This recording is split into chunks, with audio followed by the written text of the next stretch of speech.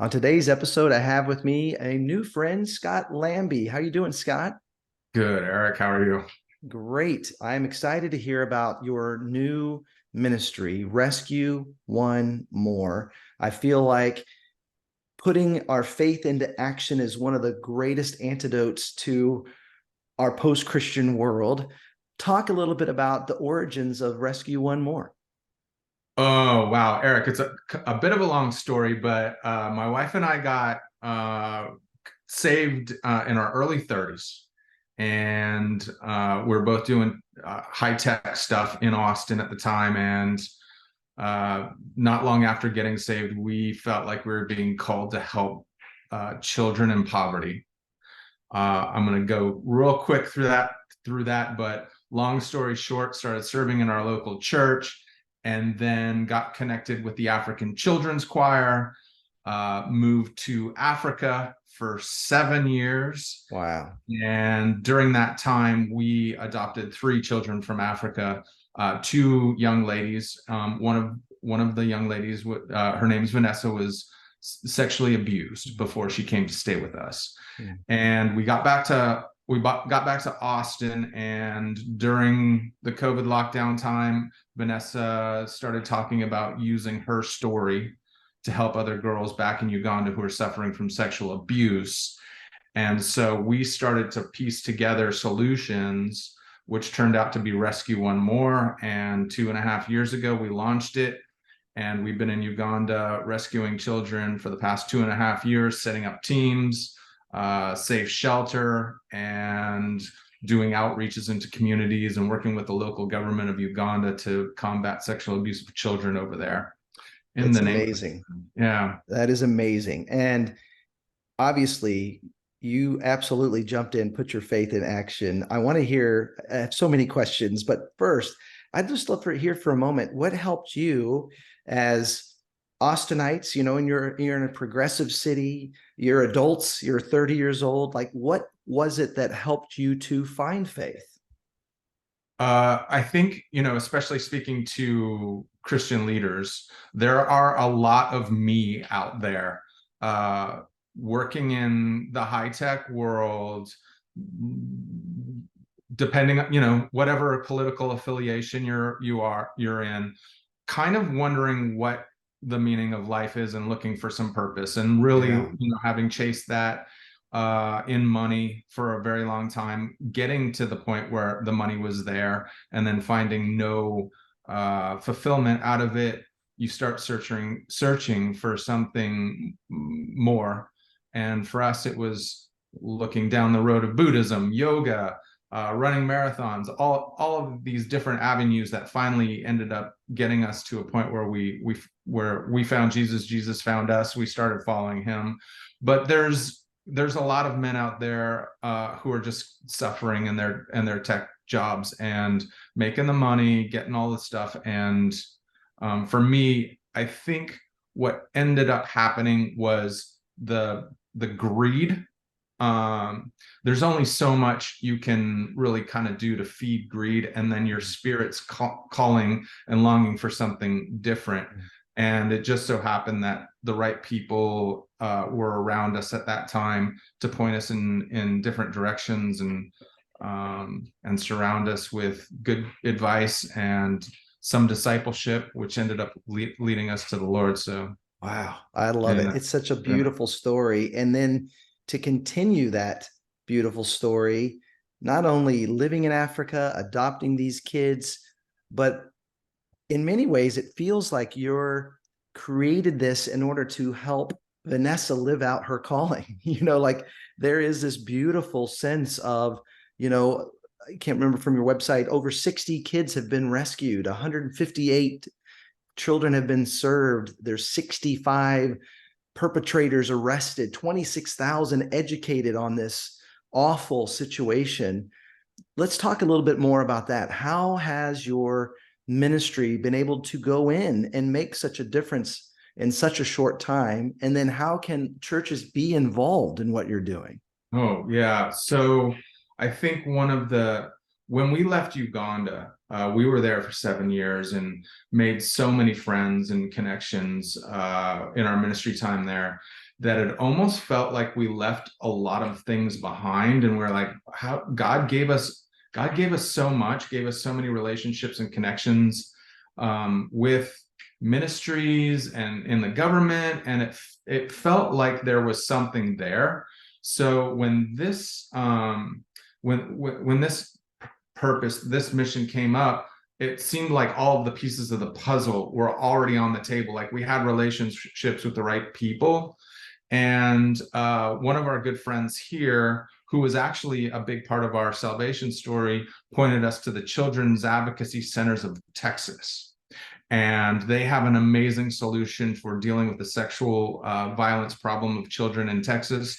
They met with us, they equipped us. We immediately had a program and some Wow. advisors to take over to Uganda. So we just took what they had, merged it with the church, and started deploying it in districts in Uganda, partnering with the government, partnering with churches, partnering with ministries. And God's just opened doors. I think he doesn't like children being sexually abused. Absolutely. And it's Yeah. all him. Like miracle after miracle. We don't really know what we're doing. We're starting to learn and figure it all out. But we just kind of walked into it and kept walking, and doors kept opening, and God's bringing us the right people. And Yeah. it's been miracle after miracle. In 2.5 years in having 60 children rescued is beyond what we would have believed would have happened with this little step of faith, walk I of love faith. it. I love it. Well, so much of this is up at your website. I encourage everyone listening to go to rescueonemore.com. You're jumping into the middle of some really difficult situations. People, often girls traumatized. What's some of the action steps for your ministry and partnerships that you have, that once a child is out of the harmful environment, is able to find healing? 60 plus kids rescued. What's kind of their journey since then? Yeah, I mean, it does vary, Eric, because kids have different situations, and depending on what their circumstance is, we need to find them safety. So our follow-up is counseling and regular points of counseling, but we have 4 different ministry partners, and they have daily devotions within the shelters that they operate. We might find a girl who has been trafficked and is used to a life of prostitution. We can't keep that young lady at our safe house where we have 9-year-old girls. Sure. So we have different solutions going on.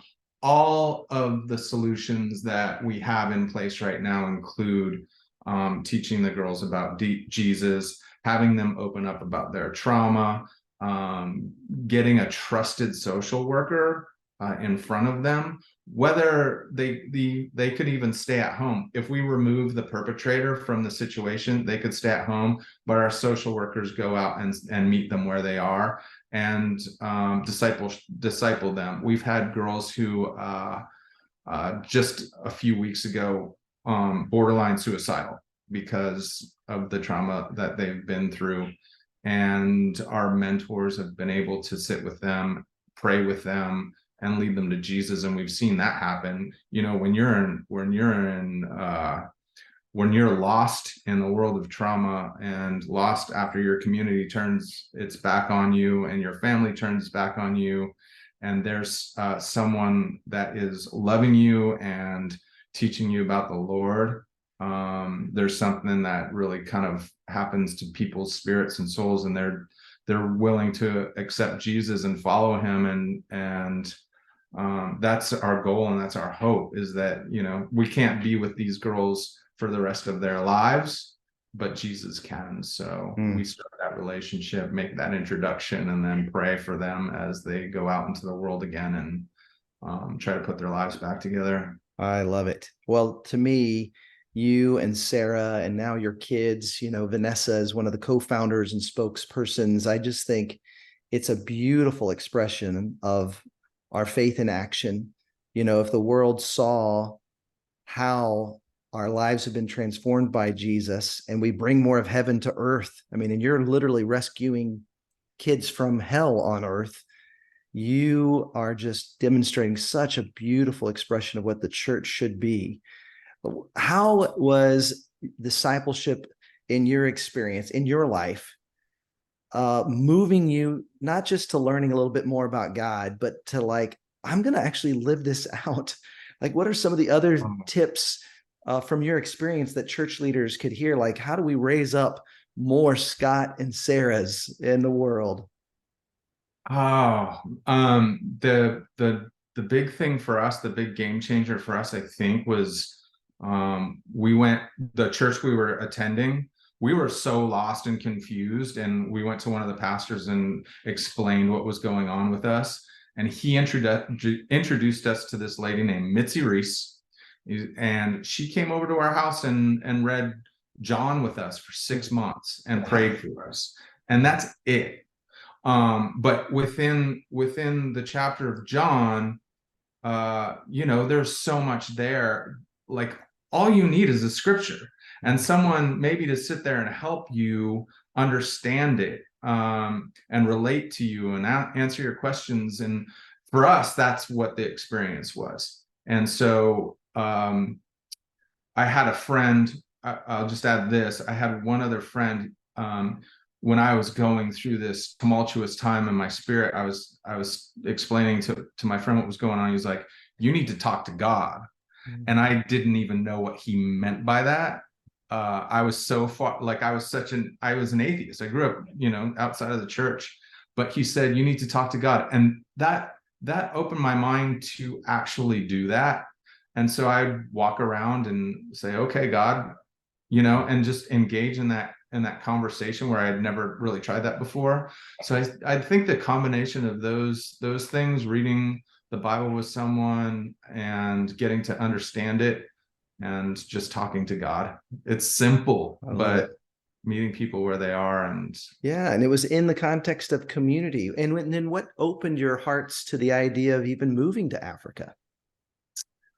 Well, I think that's kind of going back to the salvation side of things. When we were exploring what was going on with us, when we were going through this spiritual transformation or trying to figure it out, there was a tsunami that hit Thailand, if you remember that.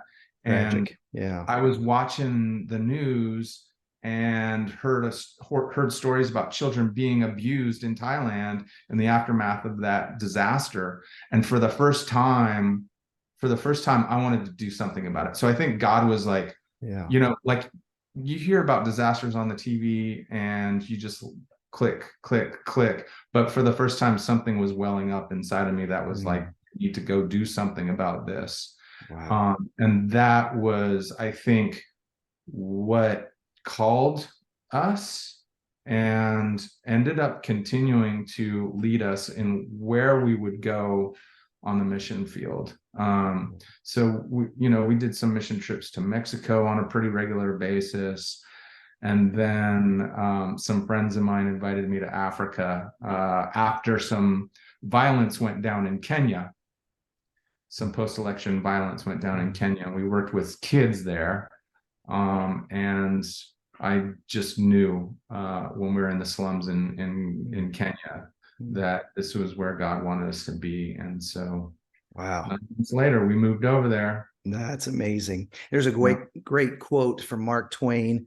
He said, "Travel is fatal to prejudice, bigotry, and narrow-mindedness, and many of our people need it sorely on these accounts. Broad, wholesome, charitable views of men and women, or of men and things, cannot be acquired by vegetating in one little corner of the earth all one's lifetime." I love how you got off the couch after seeing the news. It involved serving. And it's often true on these mission trips, your heart changes more than the people you're there to serve. And I think that if anyone's listening to this and their church wants to be a part of rescuing kids who are being trafficked and sexually abused, you can do that through Rescue One More. I want to point again to that website, rescueonemore.com. Scott, please thank your wife, your kids for the efforts that you guys are doing. Thank you for representing Jesus so well. Grateful for what you guys are doing. Yeah. Thank you for even listening. It's just, as simple as like taking one step. And there's guys out there who are searching for purpose in their lives, and it's not hard to find them. They always want to get coffee, and they always want to hear this story. And it's like they're looking for something, searching for something that only God's going to lead them to. And so I just encourage the church leaders that are watching this. Jesus walks up to, he's like, if you want to be my disciple, he says, if you want to be my disciple. In some versions it says something different, but I love that version where it says, if you want to be my disciple. Who doesn't want to be Jesus's disciple? He says, deny yourself and pick up your cross daily and follow me. Yeah, that's right. And there's so much to unpack within those words. And when you sit down with a man who's struggling and try to unpack those words, like everybody wants to be Jesus's disciple. Yeah. The hard part is denying yourself, and the hard part is picking up your cross. Yeah. But when we do, we'll find our purpose and our calling in Him. And when we do pick up that cross, it gives us an opportunity to help Jesus bring healing to the world. So I love it. Thank you so much, Scott. Everyone has that in them. That's right. Keep up the great work. Thanks for the encouragement. Okay.